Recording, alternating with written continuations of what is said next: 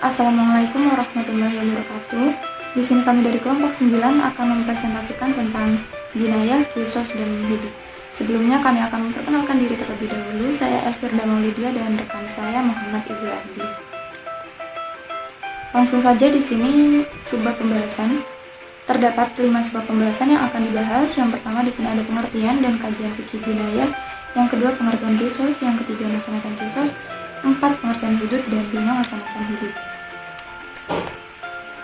Yang pertama di sini ada pengertian dan kajian fikih jinayah. Fikih jinayah terdiri dari 2 suku kata, yaitu fikih dan jinayah. Fikih adalah himpunan hukum-hukum syara' yang bersifat praktis yang diambil dari dalil-dalil yang terperinci. Sedangkan jinayah adalah suatu istilah untuk perbuatan yang dilarang oleh syara', baik perbuatan tersebut mengenai jiwa, harta, ataupun lainnya.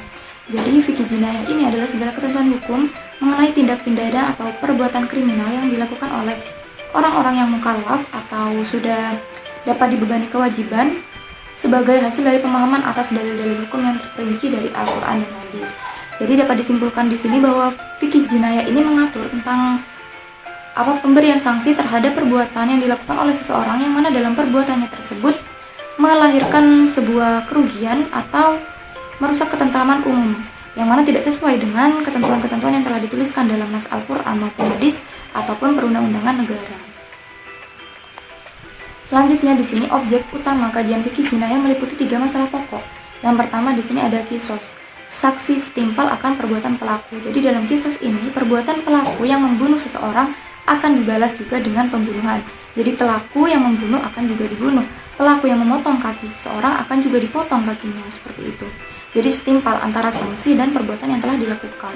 Selanjutnya yang kedua di sini ada hudud. Batasan sanksi telah ditetapkan dalam nas. Nah, kalau yang pertama itu kan kisos, itu hak manusia, hak korban atau hak keluarganya lebih dominan daripada hak Allah. Jadi Allah tidak terlalu ikut campur dalam pemberian sanksinya. Pemberian kisos ini akan semakin ringan jika keluarga korban memaafkan, seperti itu. Jadi batasannya tidak ada di dalam Al-Quran ataupun hadis. Nah, sedangkan hudud ini batasan sanksinya telah ditetapkan dalam nas. Jadi manusia tidak bisa ikut campur dalam penetapan sanksi hudud ini. Konsekuensi penetapannya atau tata cara sanksi dalam hudud ini sudah ditetapkan dan ada jelas dalam Al-Quran dan hadis, seperti itu. Selanjutnya di sini ada takzir, semua jenis tindak pidana yang tidak secara tegas ada dalam nas. Nah, jadi takzir ini adalah hukuman yang jatuh dari perundang-undangan negara, ditentukan oleh negara. Jadi macam-macamnya akan semakin beragam, seperti bisa hukuman mati atau dipenjara atau hanya berupa sanksi atau peringatan, seperti itu.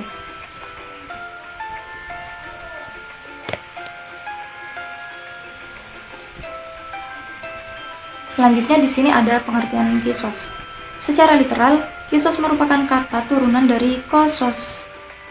Yakusu koson wa kososon yang berarti menggunting, mendekati, menceritakan, mengikuti jejaknya dan membalas. Sedangkan secara istilah, Ibnu Manzur di dalam kitabnya Lisan Al-Arab menyebutkan bahwa kisos ialah sesuatu yang ditetapkan dengan cara mengikuti bentuk tindak pidana yang dilakukan. Nah, jadi di sini pengertian kisos ini bisa diartikan bahwa seperti yang tadi dijelaskan tadi, bentuk sanksi yang dijatuhkan kepada pelaku itu sama dengan halnya tindak kriminal yang dilakukan oleh pelaku. Nah, kisos ini dibagi menjadi di sini ada macam-macam kisos. Nah, kisos ini terbagi menjadi 2, yakni kisos karena melakukan jarimah pembunuhan dan kisos karena melakukan jarimah penganiayaan. Nah, masing-masing dari pembagiannya ini dibagi lagi. Kita bahas satu persatu. Yang pertama di sini ada kisos karena melakukan jarimah pembunuhan.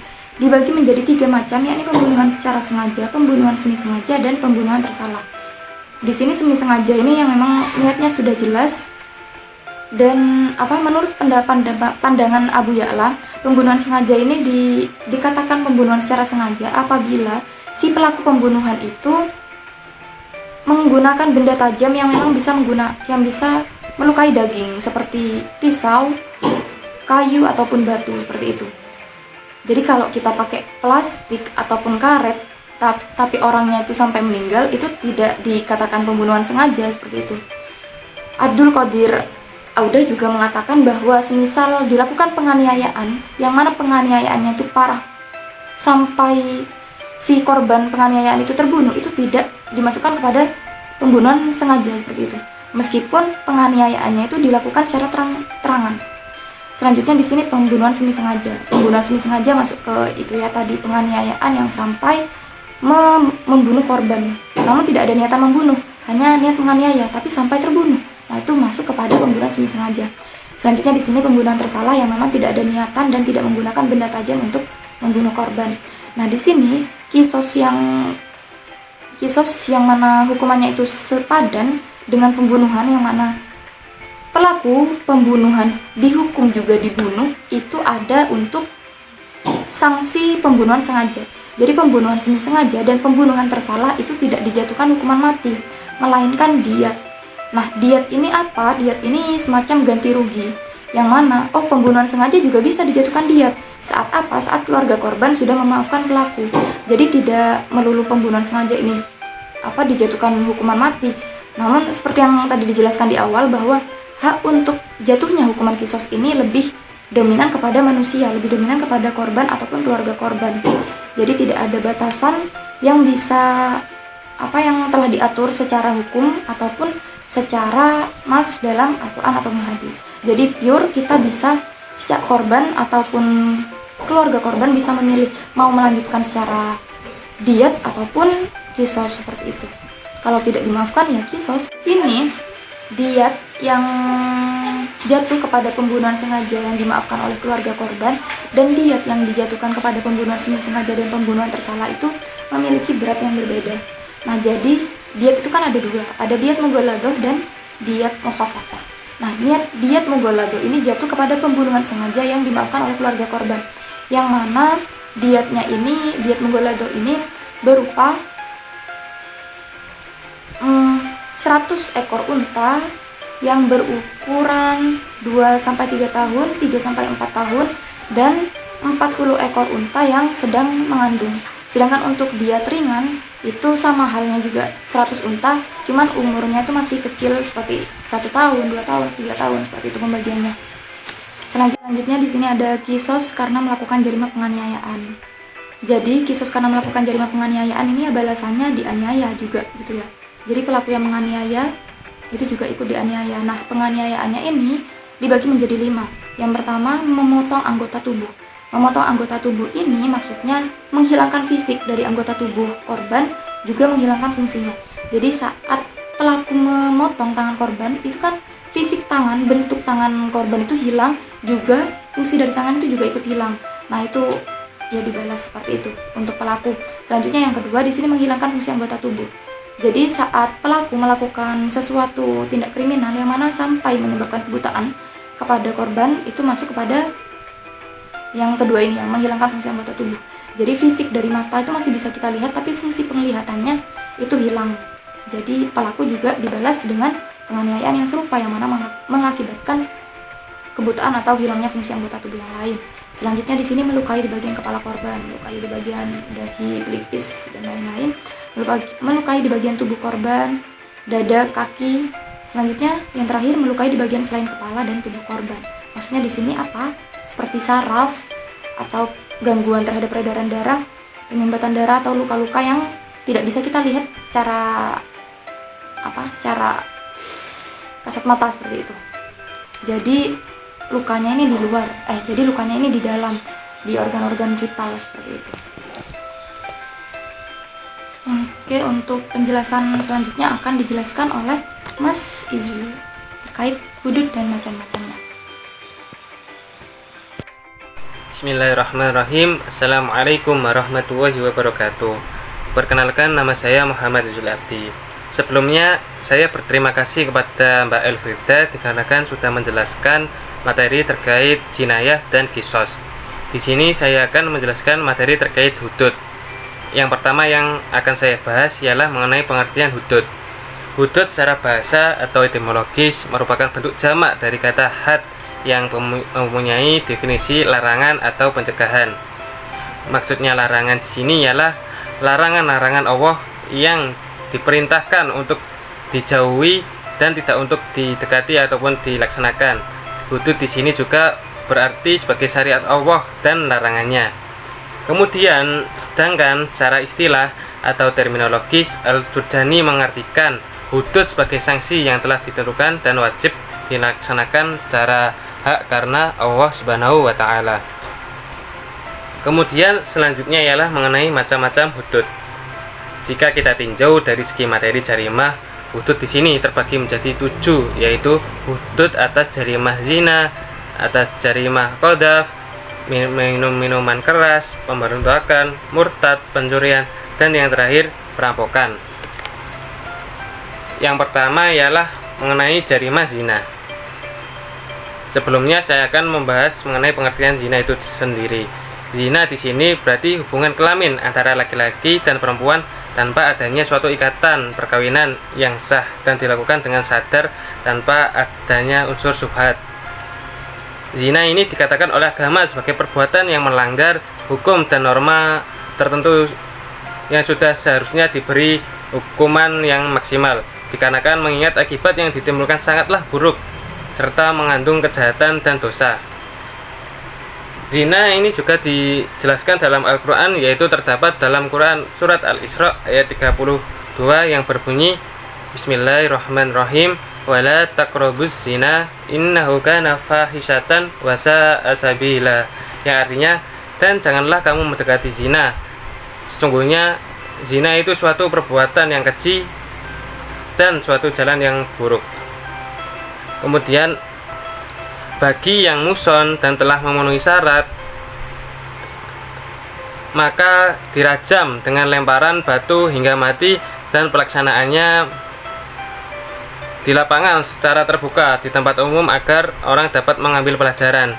Zina muson di sini ialah zina orang yang sudah menikah atau zina yang sudah dilakukan oleh orang yang masih atau pernah ada tali ikatan perkawinan, dengan kata lain masih punya suami ataupun istri ataupun sudah janda atau duda.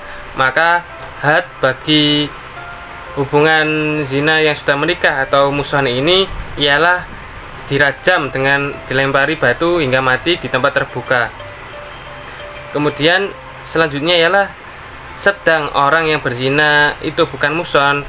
Bukan muson di sini sebutan dari ghairu muson, maka hukumannya 100 kali dera atau dicambuk.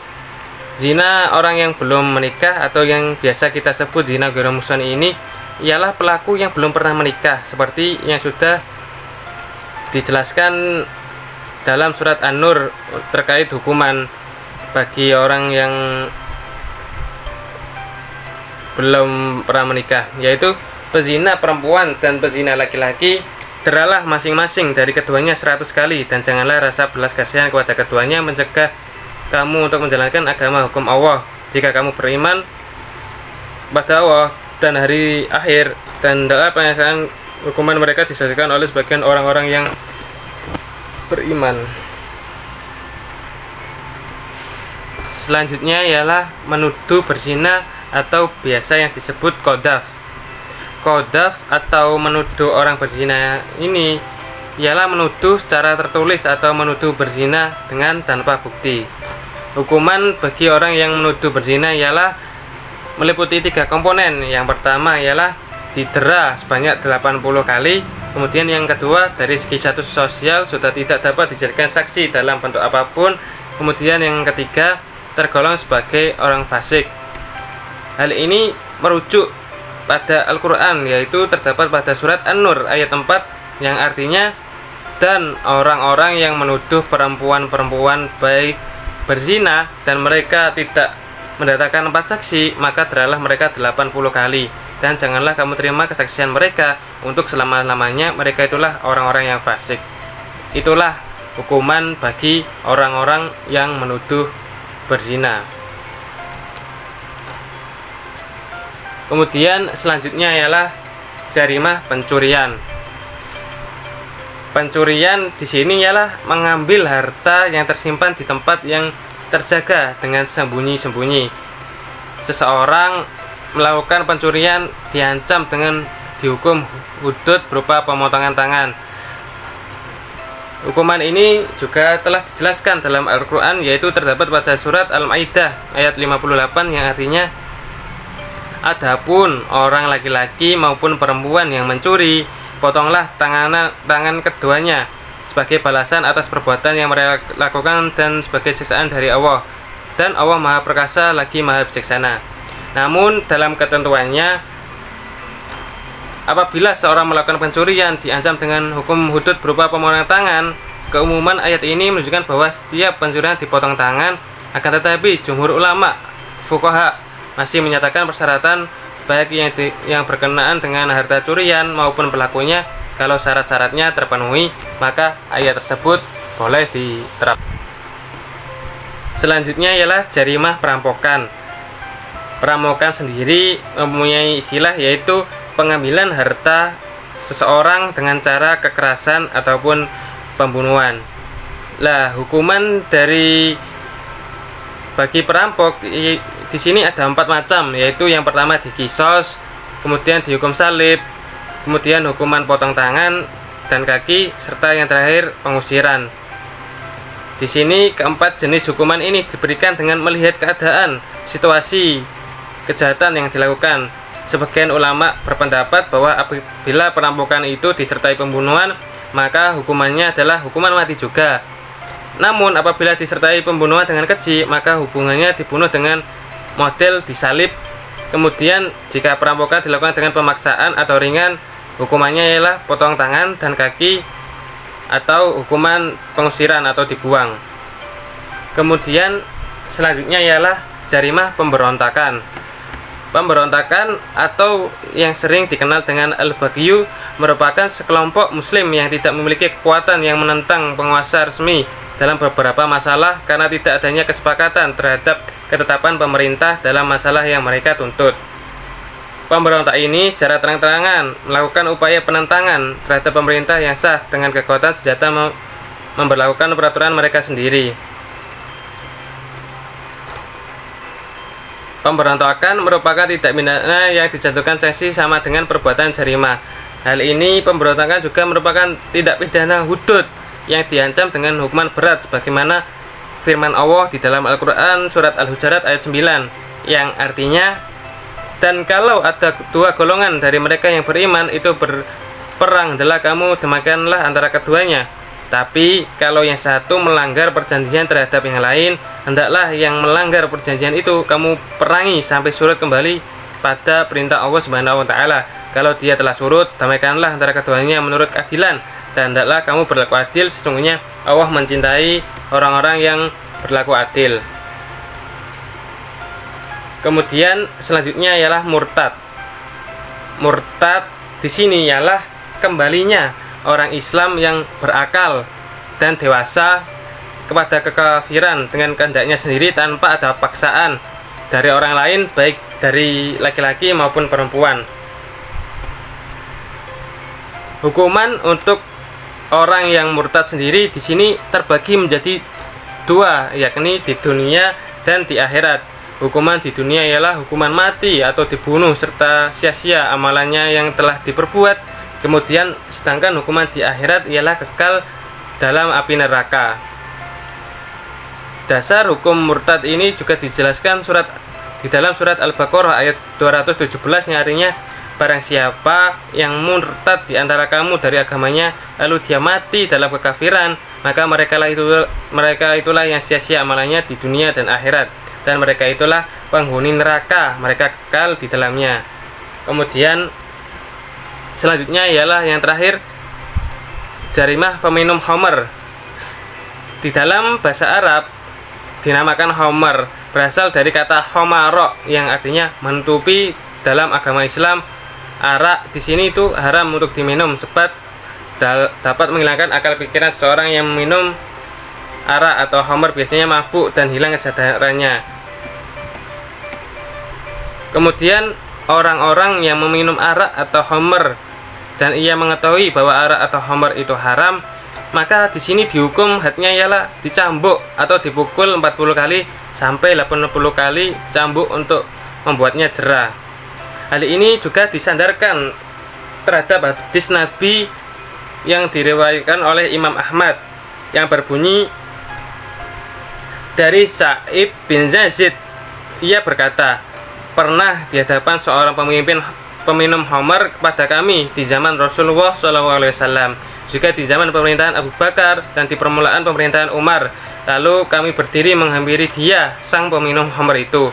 Maka kami pukul dia dengan tangan-tangan kami, dengan sandal-sandal kami, dan dengan selendang-selendang kami, sehingga pada permulaan pemerintahan Umar yang memukul peminum khamar itu sebanyak 40 kali, sehingga apabila mereka melampaui batas dalam meminum khamar itu dan durhaka atau mengulanginya lagi, maka peminum khamar ini didera sebanyak 80 kali.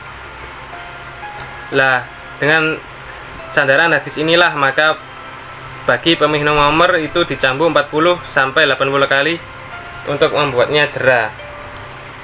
Sekian presentasi dari kelompok kami, kurang lebihnya mohon maaf. Wassalamualaikum warahmatullahi wabarakatuh.